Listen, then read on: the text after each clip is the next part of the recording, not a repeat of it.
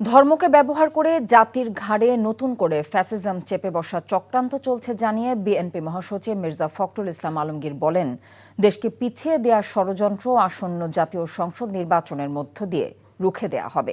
রাজধানীর জিয়া উদ্যানে কৃষক দলের প্রতিষ্ঠাবার্ষিকীর কর্মসূচিতে দলের স্থায়ী কমিটির সদস্য আমির খসরু মাহমুদ চৌধুরী বলেছেন, নির্বাচনের মাধ্যমে আবারও দেশে গণতন্ত্র ফিরে আসবে।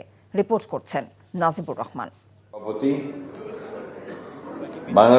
7 দিনব্যাপী বিএনপির দেশ গড়ার পরিকল্পনা শীর্ষক কর্মসূচিতে যোগ দিয়ে বিএনপি মহাসচিব বলেন, দেশে আরেকটি ফ্যাসিজম সৃষ্টির পায়তারা চলছে।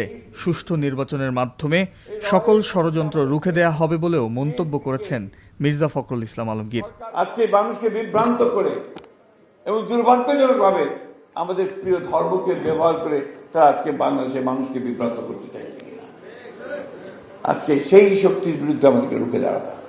পেছনের একটা টেনে নিয়ে যাওয়ার শক্তি, সেই শক্তির বিরুদ্ধে আজকে আপনাকে সামনের দিকে এগিয়ে যাওয়ার শক্তিকে জয়যুক্ত করতে হবে।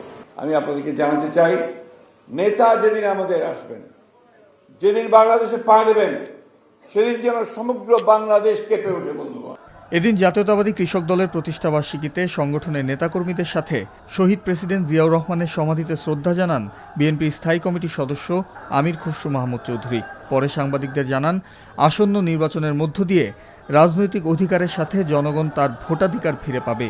আগামী নির্বাচনে বাংলাদেশে একটা অন্তর্ভুক্তিমূলক আমরা জাতি করতে পারবো কিনা সেই সিদ্ধান্ত বাংলাদেশকে নিতে হবে এবং আমাদের যে অন্তর্ভুক্তিমূলক দেশ, বাংলাদেশের জাতীয়তাবাদী চিন্তা ভাবনা যে দেশ, এটাকে আমরা পুনঃপ্রতিষ্ঠা করে বাংলাদেশকে একটি শান্তির নীড় করতে চাই।